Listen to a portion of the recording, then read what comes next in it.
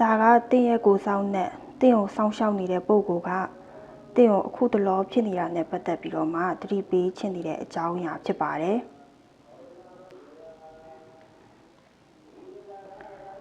သူကပေါ့နော်အခုတင်လောလောဆယ်သူများအကြောင်းတွေအရန်စိတ်ဝင်စားနေရလို့မြင်နေတယ်ပေါ့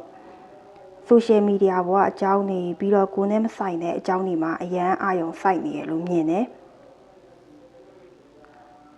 အဲ့ဒီအကြောင်းတွေနဲ့ပဲတင့်ခေါင်းနဲ့ပြည့်နေပြီးတော့မှတင့်ရဲ့အချိန်ကြီးကုန်သွားမှာကိုသူကစိုးရင်နေတယ်ဒီကိစ္စရင်းနဲ့ပဲအချိန်ကုန်ပြီးတော့မှကိုယ့်အတွက်ကိုဘာမှမလုပ်နိုင်ပါဘူးစိုးရင်နေတယ်